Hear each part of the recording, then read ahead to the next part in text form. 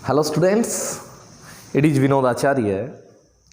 Last time हमने पढ़ा था कि हमारे पास एक डाइपोल था और उस डाइपोल को हमने किस में रखा था, एक यूनिफॉर्म इलेक्ट्रिक फील्ड में रखा था। और फिर हमने देखा था कि उस पर जो नेट फोर्स था वो जीरो था, और लेकिन वहाँ दो इक्वल एंड अपोजिट फोर्सेस की वजह से ट्रपल की फॉर्मेशन हुई थी और उस पर एक टॉर्क लगता था, और उस टॉर्क ने हमारे डाइपोल को क्लॉकवाइज डायरेक्शन में घुमा दिया था।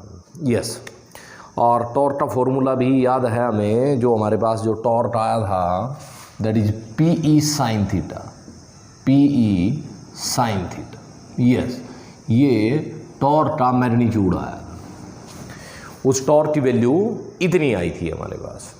आज हमारा जो टॉपिक ऑफ डिस्कशन है वो ये है कि what do you mean by the potential energy of an electric dipole, कि डाइपोल की पोटेंशियल एनर्जी कितनी होती है। याद कीजिए, पोटेंशियल एनर्जी जो हमने अब तक पढ़ी है, पोटेंशियल एनर्जी क्या होती है? Potential energy the energy present in a body in a system due to its position. जो भी पोजीशन किसी भी ऑब्जेक्ट ने रिक्वायर की हुई है, उस पोजीशन पर उसकी जितनी एनर्जी है वो उसकी पोटेंशियल एनर्जी होती है। और हमारे जो डाइपोल सिस्टम में हम इस बात को ऐसे देखते हैं कि हमारे पास एक डाइपोल है, चलो बना लेते हैं, हमें ज़रूरत भी है इसकी। एक यूनिफॉर्म इलेक्ट्रिक फील्ड बनाते हैं हम।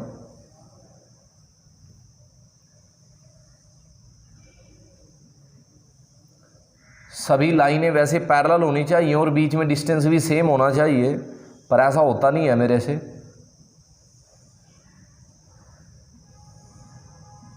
इसमें डाइपोल है, इसमें डाइपोल है, और ये रहा हमारा डाइपोल।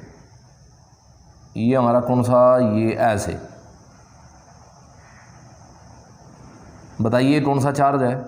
पहले हम कौन सा चार्ज लेते हैं हर बार, -q, और यहाँ कौन सा चार्ज लिया हमने, +q। जब ये यूनिफॉर्म इलेक्ट्रिक फील्ड में रखा है तो दोनों चार्जेज को फोर्स भी फील हो रहा, यस, और पॉजिटिव चार्ज का जो फोर्स फील होता है वह फील्ड की डायरेक्शन में है, डायरेक्शन में होता है, ये हमने पहले भी बताया था। और नेगेटिव चार्ज को जो फोर्स फील होता है वो हमारा नेगेटिव, जो हमारी अपोजिट टू E होता है, डायरेक्शन के opposite, direction of the field के अपोजिट। फील्ड की डायरेक्शन राइट हैंड साइड में मेरे हिसाब से, मेरे हाथ के हिसाब से इस समय वो राइट जा रही है, तो जो हमारा नेगेटिव चार्ज पर जो हमारा फोर्स लगा है वो E के अपोजिट आया। और इस समय जो इसकी पोजीशन है, इसको मैं बना लेता हूँ इस तरह, यह इस तरह है, यस, ये इस तरह। अब हमने इस डाइपोल की पोटेंशियल एनर्जी निकालनी है, और इस पोटेंशियल एनर्जी को, potential energy present in a system due to its position, हम ये चाहते हैं कि इस पोजीशन पर इसकी एनर्जी कितनी है। दूसरे शब्दों में अब ये मतलब हुआ कि इस डाइपोल को इस पोजीशन में लाने के लिए जितना वर्क डन किया गया है वो क्या है, इसमें पोटेंशियल एनर्जी के रूप में जमा हो गया है, stored in the dipole in the form of potential energy. अब ये देखिए, ये इस सिस्टम में इस तरह हमारा ये डाइपोल है, ये डाइपोल की पोजीशन है। इस पोजीशन में आने के लिए, इस पोजीशन में इसको लाने के लिए जितना इस पर वर्क डन किया गया है वह वर्क डन इसकी पोटेंशियल एनर्जी के रूप में स्टोर हो रहा है। हमने वो वर्क डन निकालना है जिससे इसने ये पोजीशन अटेन की है। हमारा जो काम है आज, वर्क डन निकालना चाहते हैं हम कि हमारा डाइपोल इस पोजीशन में आया है तो उसका वर्क डन कितना होगा। तो हमारा ये काम है कि हमने वर्क डन निकालना है। अब याद कीजिए, यदि ये यहाँ है तो इस पर टॉर्क भी लगेगा, यस, इस डाइपोल पर टॉर्क भी लगेगा, और उसके ये मैग्नीट्यूड कितना होगा हमें पता है। और हमारे पास दो तरह के मोशन है, लीनियर मोशन और रोटेशनल मोशन। लीनियर मोशन में जो इंपॉर्टेंस फोर्स की होती है, रोटेशनल मोशन में वही इंपॉर्टेंस टॉर्क की होती है। यस, ये दोनों एक दूसरी के सब्स्टिट्यूट होते हैं दोनों में। लीनियर मोशन में जो वर्क डन होता है वह फोर्स की वजह से होता है, और रोटेशनल, यहाँ हमारा जो ऑब्जेक्ट है, जो हमारा डाइपोल है, वो कैसे हो रहा है, रोटेट हो रहा है, इसमें रोटेशनल मोशन है, तो यहाँ फोर्स का जो सब्स्टिट्यूट है रोटेशनल मोशन में वो टॉर्क है। दूसरा, यदि हमारे पास लीनियर मोशन होता है तो लीनियर मोशन में वस्तु, जो हमारा ऑब्जेक्ट है, वो यहाँ, इस ऑब्जेक्ट यहाँ से और यहाँ चला जाता है। लेकिन रोटेशनल मोशन में लीनियर एक्सेलरेशन तो नहीं आया था। याद कीजिए कि हमारे डाइपोल पर जो फोर्स था वो जीरो था। अब फोर्स जीरो था तो मैंने बोला था there is no linear acceleration, there is only angular acceleration. तो यहाँ हमारे पास एक टर्म है एंगुलर एक्सेलरेशन, और उसको हम थीटा से दिखा रहे हैं, नहीं, एंगुलर डिस्प्लेसमेंट। यस, एक्सेलरेशन की हमें जरूरत नहीं पड़ेगी, एंगुलर डिस्प्लेसमेंट, और ये हो रहा है हमारा थीटा। अभी देखिए, फोर्स निकालने के लिए हमें दो चीज़ें लीनियर उसमें हमारे मोशन में जरूरत होती थी, फोर्स इनटू डिस्प्लेसमेंट, और रोटेशनल में अब हमें ये दो चीज़ें चाहिए, हमें चाहिए टॉर्क और साथ में एंगुलर डिस्प्लेसमेंट, टाउ और थीटा। टाउ की वैल्यू भी हमें पता है, थीटा हमने भी निकाल लेंगे, हम देखते हैं, इसको पूरा करते हैं। और चलो मान लेते हैं हम कि हमारे पास एक डाइपोल है जिसका डाइपोल मोमेंट P है, और डाइपोल मोमेंट P की जो डायरेक्शन है वो भी हमारी नेगेटिव से पॉजिटिव की तरफ है। ठीक है जी। और ये जो डाइपोल है हमारा, ये इस तरह हमने इस यूनिफॉर्म इलेक्ट्रिक फील्ड में रखा गया है कि इस P ने E के साथ जो थीटा बनाया हुआ है वो कितना बनाया हुआ है, ये थीटा बनाया हुआ है। Consider an, yes, let us start. Consider an electric dipole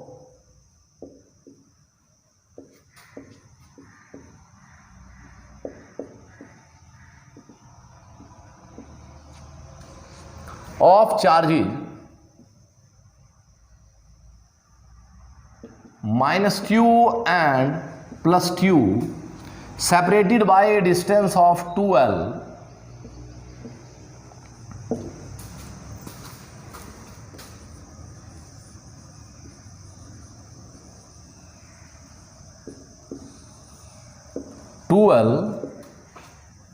placed in a, ये तो डाइपोल के बारे में बोला, वो dipole placed in a uniform electric field.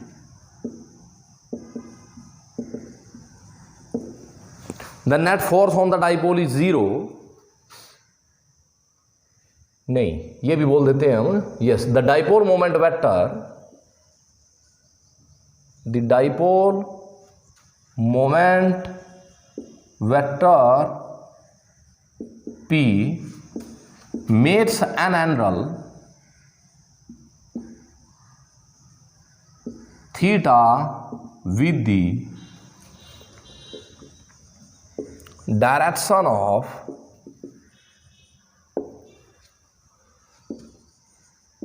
E. Yes, with the direction of E. The torque acting on the dipole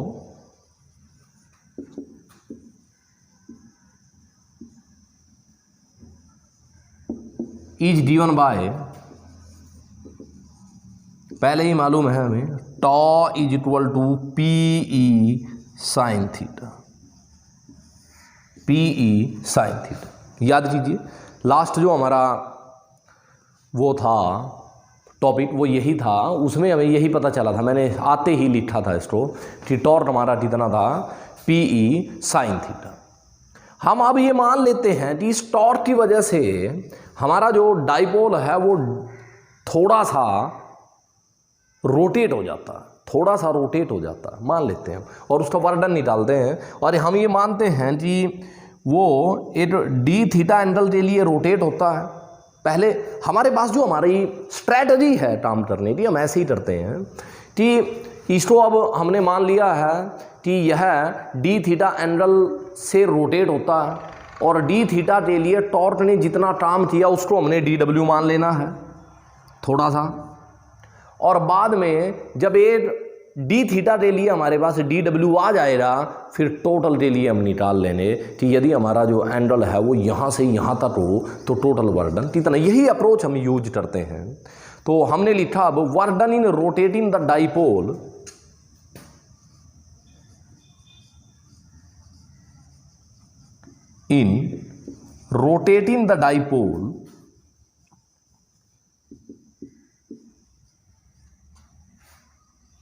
rotating the dipole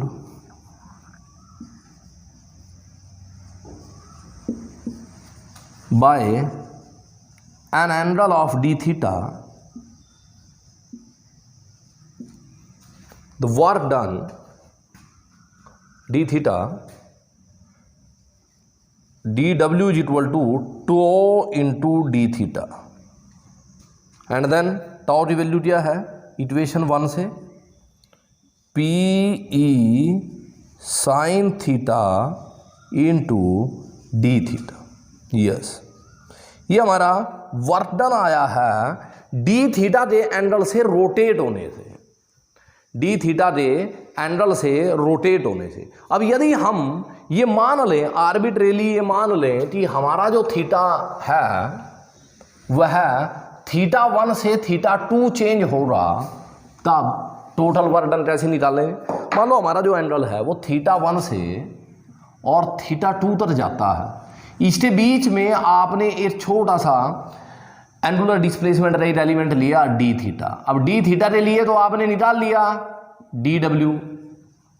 अब D W D theta से निकला है, अब आपको चाहिए डब्ल्यू, तो आपको पूरा एंगल बताना पड़ेगा कि यदि हमारा एंगल जो हमारा डिस्प्लेसमेंट है, यदि जो एंगुलर डिस्प्लेसमेंट है हमारा वो थीटा 1 से थीटा 2 तक रहे, तब हमारा टोटल वर्क डन कितना बनेगा। तो total work in rotating the dipole from total work done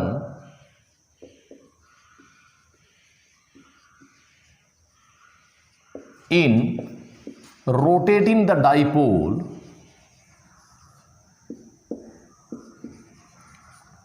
the dipole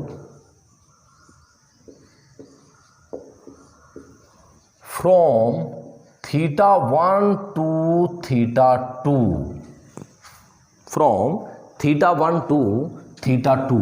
अब टोटल वर्क डन निकालिए, थीटा 1 से थीटा 2 के लिए टोटल वर्क कितना आया हमारा W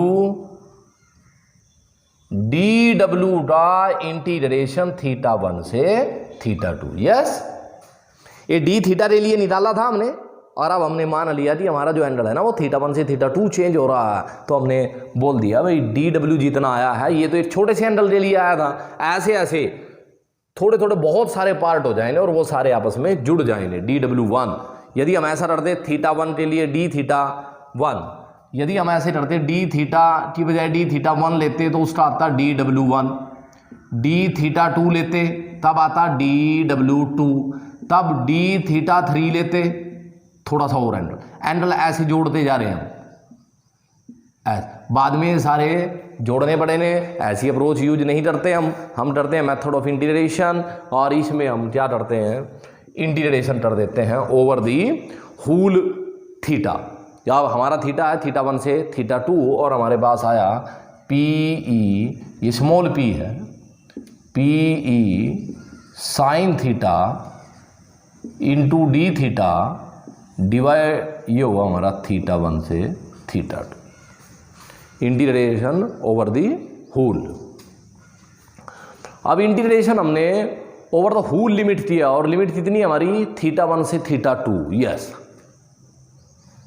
चलो जी, अब ये बताइए कि अब इंटीग्रेशन नहीं हुआ है, इंटीग्रेशन प्रेलिमिनरी तो हमने पढ़ लिया है। चलो जी, टोटल वर्क डन कितना आया, पी ई बाहर आ रहे, अंदर क्या बचा साइन थीटा, साइन का क्या होता है माइनस ऑफ कॉस थीटा, और ऊपर आया नीचे लिमिट आई थीटा 1, ऊपर आई थीटा 2।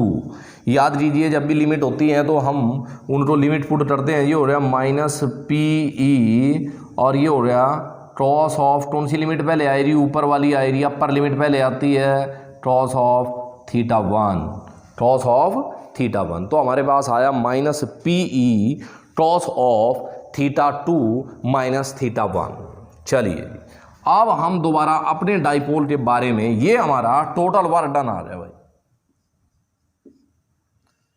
किसी भी डाइपोल को θ1 से और θ2 के बीच में रोटेट करने के लिए उस पर इतना वर्डन किया जाता है और यही वर्डन क्या कहलाता है, उसकी पोटेंशियल एनर्जी कहलाता है। अब अपनी सिचुएशन देखते हैं। हमने हमारा जो डाइपोल है वो इस सिचुएशन में है। हमने ये मान लिया कि इनिशियली वो सीधा था ऐसे,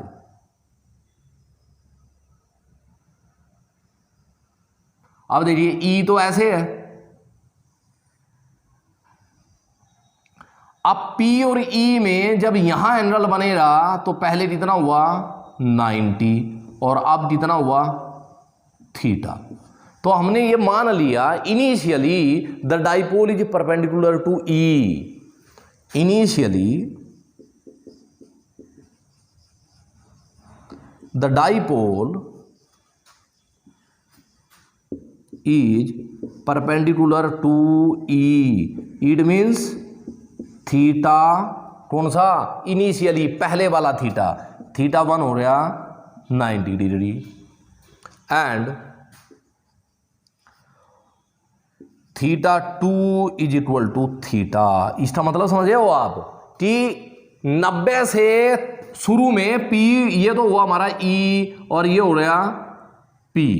देखिए ये P है ना, ये यदि ये ऐसे होता डाइपोल तो P और E में 90 होता, तो 90 से स्टार्ट हुआ और बाद में थीटा पे छोड़ दिया। हमने अपने डाइपोल को 90 P और E के बीच में 90 का था वहां से शुरू किया और बाद में उसको ऐसे किया। अभी देखिए हमारे पास सिचुएशन आई कि हमने 90 से शुरू हुआ है और थीटा पे लेते आए हैं, तो θ1 हमने पुट किया है 90 और 90 और θ2 को थीटा पुट कर दिया। अब अपना वर्क डन निकालिए आप। अब हमारे पास आया total work done minus PE cos of θ2 final position हमने मानी ये वाली और ये कितना है थीटा, माइनस cos ऑफ इनिशियली कितना माना हमने परपेंडिकुलर 90 cos 90, बताइए यस, माइनस PE ये हो रहा साफ, ये क्या हुआ माइनस PE cos थीटा और वर्क डन हमारे पास आया minus PE cos theta. Total work done in rotating a dipole from 90 degree to theta, 90 से total work done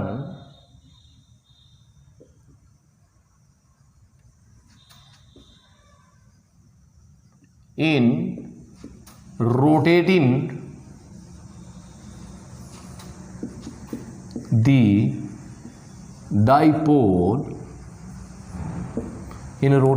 dipole from 90 degree to theta, 90 degree to theta. तो हमारे पास total work done हमने लिख दिया W is equal to minus PE cos of theta. याद कीजिए ये दोनों ही, यदि हम बात करें दोनों ही वेक्टर क्वांटिटीज हैं, इनको हम कैसे लिख सकते हैं minus P dot E, it is the dot product of the two vector quantities. दो वेक्टर क्वांटिटीज का डॉट प्रोडक्ट कैसा होता है स्केलर होता है। दिस वर्क डन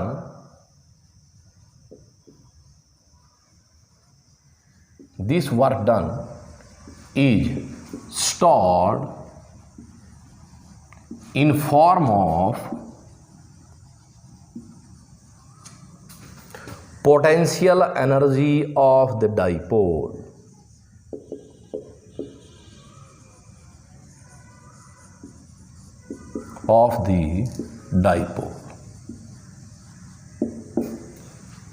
इसमें भी अब ध्यान से देखें आप,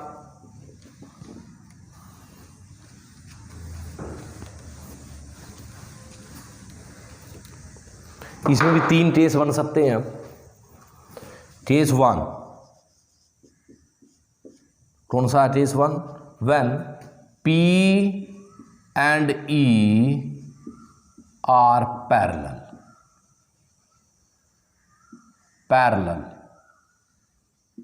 दोनों एक ही डायरेक्शन में है, it means theta is equal to 0 degree. याद कीजिए, अब इसको मैंने क्या लिख दिया, U, यस, पोटेंशियल एनर्जी। अब U कितना बना फिर, minus P E cos of 0 और ये हुआ माइनस पी ई, ये क्या हुआ माइनस पी ई। अब माइनस पी ई से क्या पता चल रहा है हमें, बताइए, minus P E in the same direction. और यदि थीटा 0 है तो इस स्थिति में टॉर्क भी निकालिए आप, पी ई साइन थीटा, और टॉर्क इज 0, यस। टॉर्क कौन सा फोर्स है, जो उसको रोटेट करेगा, तो वो तो 0 है। और पोटेंशियल एनर्जी भी माइनस में है, 0 से भी कम है, इसका मतलब मिनिमम पोटेंशियल एनर्जी। और कोई भी सिस्टम मिनिमम पोटेंशियल एनर्जी में सबसे ज्यादा स्टेबल होता है। It is the condition of stable equilibrium, it is the condition of stable equilibrium, stable equilibrium, yes. दूसरा केस में देखिए, case 2, we have theta is equal to 90, it means P and E are perpendicular. In this situation, potential energy is minus PE cos of 90 और torque PE sign 90, sign 90 की maximum है, it means torque is maximum, torque is maximum. और potential energy is 0। Potential energy 0 का मतलब समझते हो आप, potential energy पहले नेगेटिव थी, अब 0 है, इसका मतलब अब ज्यादा है। और हर सिस्टम अपनी एनर्जी को मिनिमम रखना चाहता है। पोटेंशियल एनर्जी 0 से आपके मन में ये बात नहीं आ जानी चाहिए कि पोटेंशियल एनर्जी ये सबसे कम है, नहीं, सबसे कम तो ऊपर थी जब वो माइनस में थी, ये रही, ये मिनिमम पोटेंशियल एनर्जी की स्टेट है। और यहां पोटेंशियल एनर्जी 0 है, पर इससे ज्यादा है, पीई ज्यादा है, इससे पीई ज्यादा है, इसलिए ये स्टेबल कंडीशन नहीं है, it is not the stable equilibrium. और क्या करेगा हमारा डाइपोल, दोबारा उसी स्थिति में जाना चाहता है। इस स्थिति में dipole try to rotate itself, dipole क्योंकि उसके पास टॉर्क तो है, dipole try to rotate itself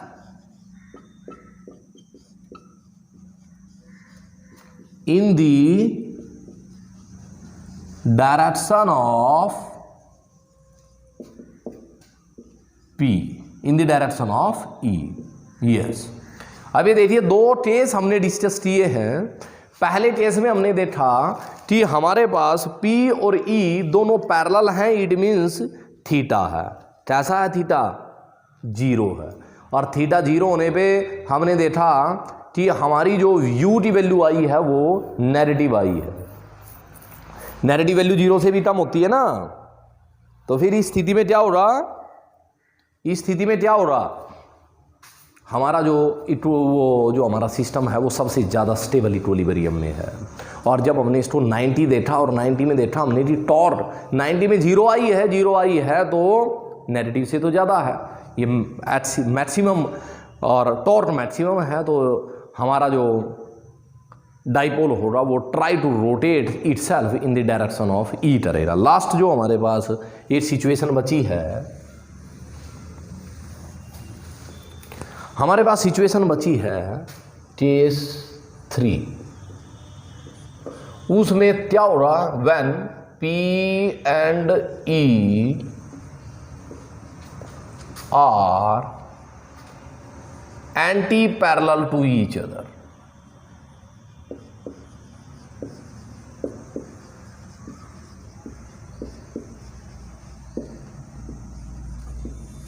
When P and E are anti parallel to each other, उस स्थिति में क्या हो रहा हमारे पास, PE पहले वो निकालिए, क्या बोलते हैं इसको, U निकालिए, माइनस PE और ये हुआ cos of 180 degree, yes theta 180 बनेगा ना एंटी पैरेलल में, और ये हुआ माइनस PE माइनस 1 और PE, ये PET मैक्सिमम वैल्यू है, ये PET मैक्सिमम वैल्यू है। ओके, इसका मतलब क्या हुआ कि यहाँ तो कोई भी सिस्टम जो है मिनिमम पोटेंशियल एनर्जी स्टेट में रहना चाहता है, और यदि टॉर्क निकाला जाए इसमें PE साइन थीटा 180 आने से साइन 180 जीरो, और ये हो रहा है टॉर्क जीरो।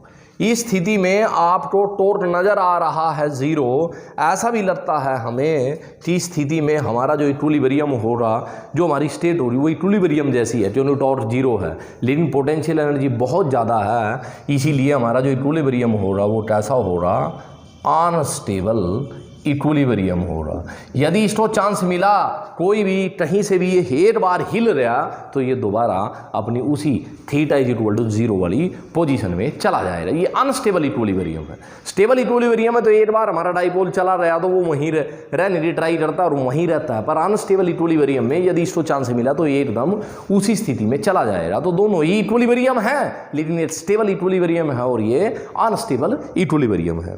और students, it's all about the potential energy of an electric dipole.